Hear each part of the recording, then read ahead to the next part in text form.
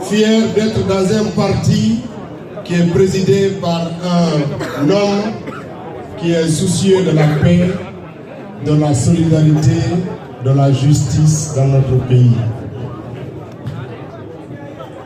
Voir des Guinéens réunis à Paris pour faire de la collecte d'argent alors que leur pays n'est pas victime d'une catastrophe naturelle, alors que leur pays n'est pas en guerre, juste parce qu'un homme et son système ont décidé, au mépris des droits humains, au mépris du vivre ensemble, au mépris de la protection nécessaire qu'il doit à ses concitoyens, de mettre d'autres Guinéens en danger, de détruire leurs habitats, leurs économies, leurs souvenirs, de jeter dans la nature leurs enfants, alors qu'on est en pleine année scolaire. Ceux qui ont agi ainsi, ce sont des criminels. Ce que le gouvernement de Kassori est en train de faire en Guinée aujourd'hui par la destruction de ses biens est un crime. Mais cette souffrance que nous partageons avec les victimes de ce déguerpissement sauvage a permis de révéler notre solidarité et notre souci de justice. Alpha Condé et son système doivent arrêter.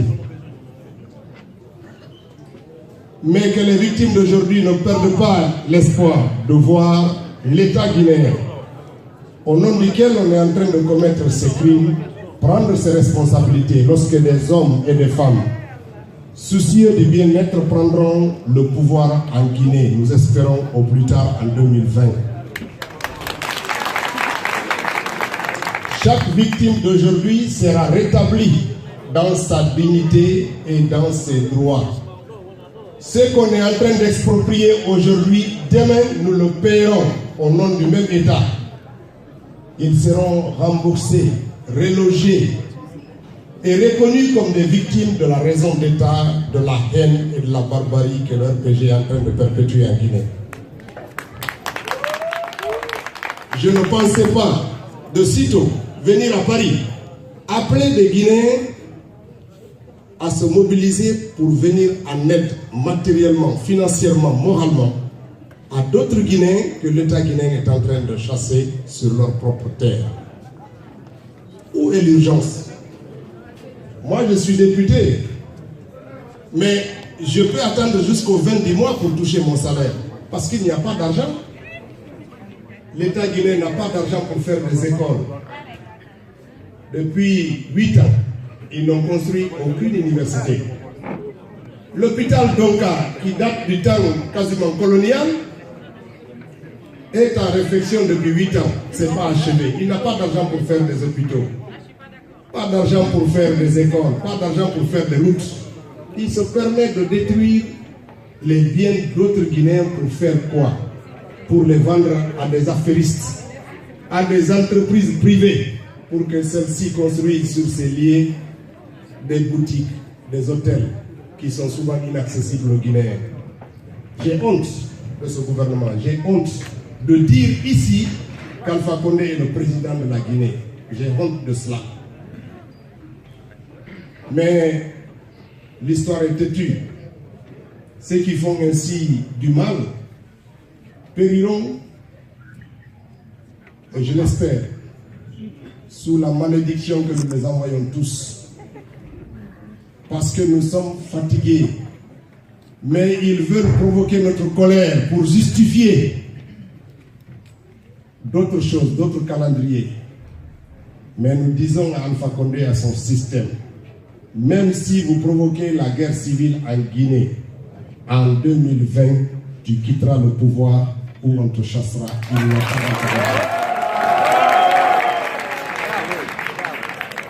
Que personne ne perde patience. Parce que nous sommes à la limite. Chaque jour, ils font une provocation. Ils provoquent des Guinéens. Moi, J'ai vu défiler beaucoup d'images, mais il y en a deux qui m'ont marqué.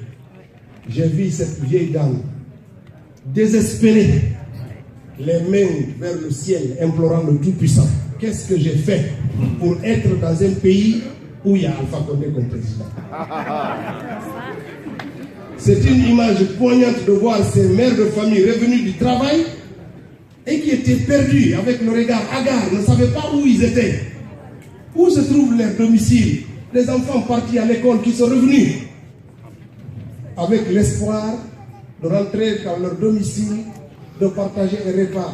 Il n'y avait ni parents, ni domicile, ni espoir. Alpha Condé est responsable de ce désastre.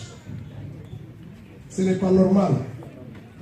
Il y a l'année scolaire, on nous parle de près de 2000 enfants qui ne peuvent pas aller à l'école. Qu'est-ce qu'ils vont devenir? Mais face à tout ça, nous disons merci à tous ces Guinéens qui ont donné de leurs biens, qui ont donné du toit aux victimes, qui ont permis à ces enfants d'être scolarisés dans des écoles, souvent gratuitement.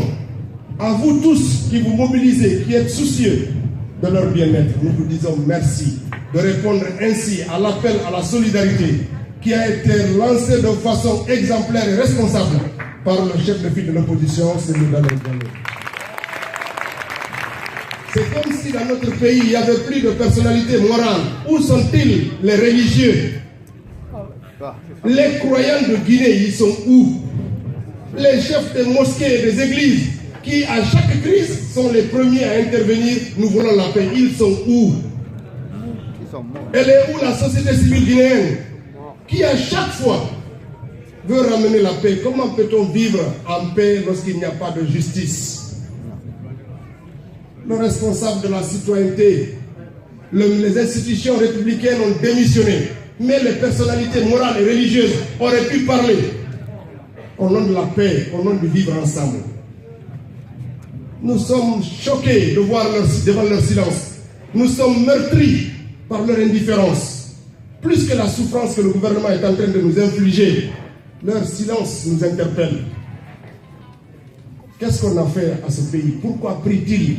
Pourquoi se rendent-ils tous les jours à la mosquée, à l'église, lorsqu'ils ne peuvent pas avoir de la compassion pour la mère de famille, pour l'orphelin, pour l'enfant qui n'a plus toit ni maison et peut-être l'avenir est hypothéqué? La deuxième image, c'est cette jeune fille d'à peu près 11 ans, littéralement défigurée par une grenade lacrymogène.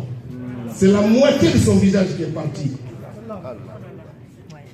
Cet enfant aurait pu être la mienne. Nous souffrons aujourd'hui dans notre chair, dans notre mémoire. Nous sommes un peuple en colère. Nous sommes indignés par ce comportement infamant de ceux qui prétendent parler à notre nom et gouverner pour nous et par notre volonté. Mais qu'ils ne se pressent pas. Le temps est infini, dont le seul maître est Dieu. Leur puissance d'aujourd'hui est éphémère. Des hommes puissants sont passés sur cette terre, mais ont laissé derrière eux des peuples qui chaque jour cherchent le bonheur. Dans cette quête, je vous invite encore à redoubler la solidarité. Je vous remercie.